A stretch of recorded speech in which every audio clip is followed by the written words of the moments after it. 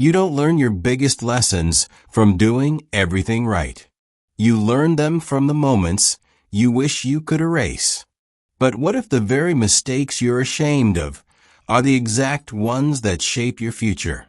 This is the story of how one terrible decision became the moment that changed everything. Everyone has that one decision they replay at 2 a.m. Not the embarrassing ones.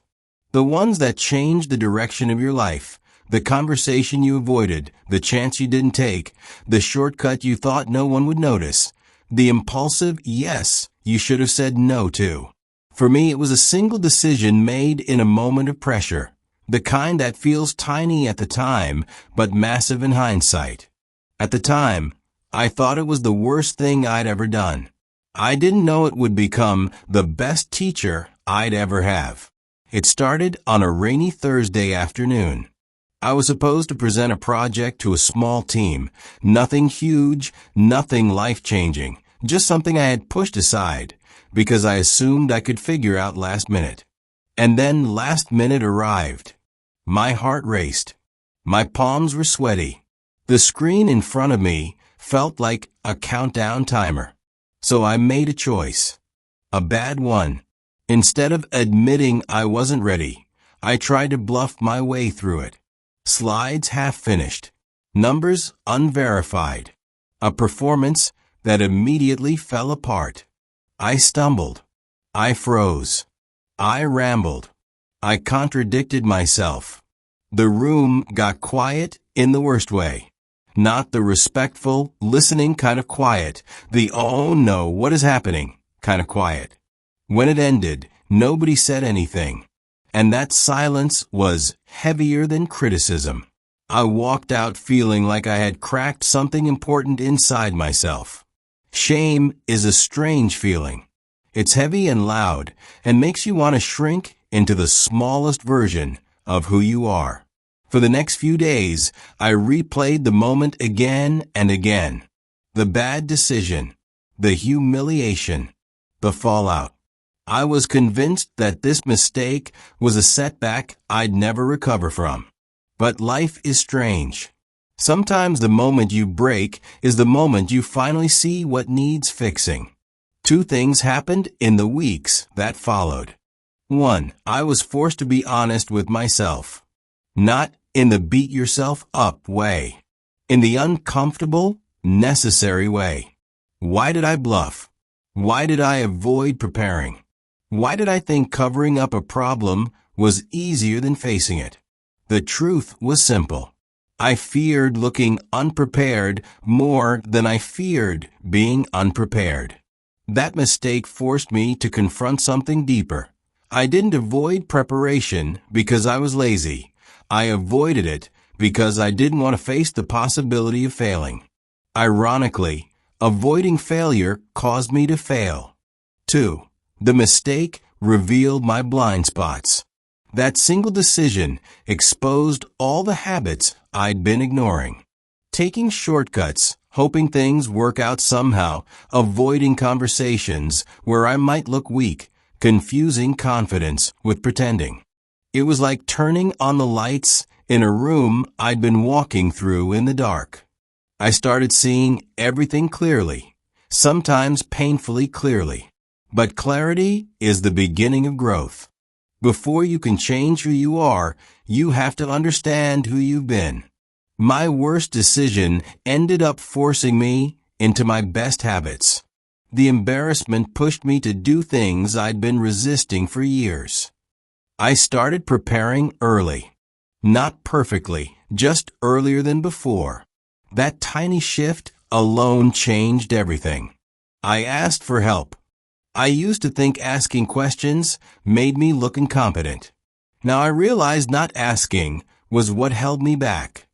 I became obsessed with learning.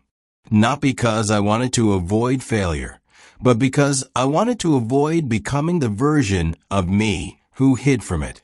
I learned to slow down, to double-check my steps, to sit with discomfort instead of dodging it. And most importantly, I learned humility, the kind that isn't self-punishing but self-aware. Humility doesn't shrink you. It sharpens you. It teaches you to look at your weaknesses not as verdicts, but as entry points for growth. And once you start looking at life that way, you stop fearing mistakes. You start mining them for wisdom. Here's the truth. Your worst decisions won't ruin you unless you refuse to learn from them. If you treat every mistake as a message, a map, or a mirror, you will transform faster than anyone who tries to avoid them. Here's how to turn your terrible decisions into your best teachers. 1. Replay the moment without judging yourself. Ask, what was the real reason I made that decision? Most mistakes come from fear, not stupidity. 2. Identify the habit that created the mistake. Was it avoidance? Rushing?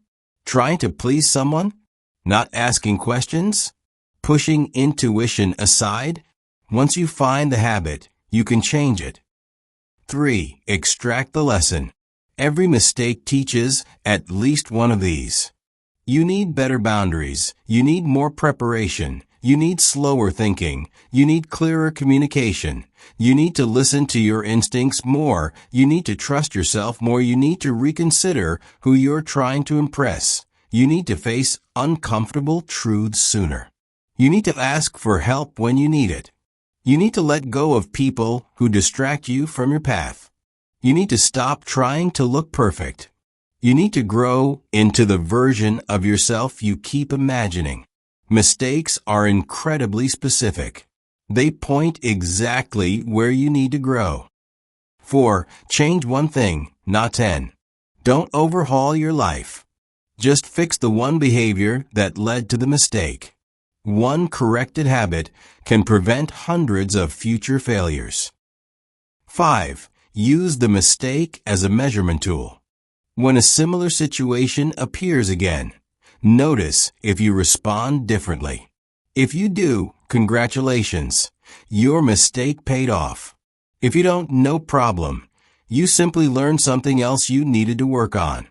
The mistake I once wished I could erase became the foundation for the person I'm becoming. It made me more prepared, more aware, more grounded, more honest, more capable, more resilient, more real. Consider this. School gives you lessons before the test. Life gives you the test before the lesson. Mistakes are not interruptions. They are the curriculum. And every failure whispers a specific instruction. Slow down. Speak up. Listen to yourself. Don't ignore red flags. Prepare earlier. Respect your limits. Challenge your fears. Invest in your growth. Let go of perfection. Trust your future self. When you start treating your mistakes like teachers, everything shifts. Your shame becomes clarity. Your fear becomes courage. Your regret becomes responsibility. Your chaos becomes direction. You begin to see that mistakes are not walls. They're doors. What felt like a failure was actually feedback. What felt like shame was actually growth in disguise. What felt like a setback was actually a turning point. Your worst decisions hold the seeds of your greatest strength, not because they were good, but because they reveal who you can become if you're willing to learn from them. You're not defined by the decision you regret. You're defined by what you do next. So don't hide your mistakes. Study them. Use them. Grow through them. Let them make you wiser, calmer, sharper, and more aware. Because your worst decisions aren't your downfall. They are your curriculum. And life, it turns out, teaches its most important lessons through the moments you wish had never happened. Grow quietly. Rise daily.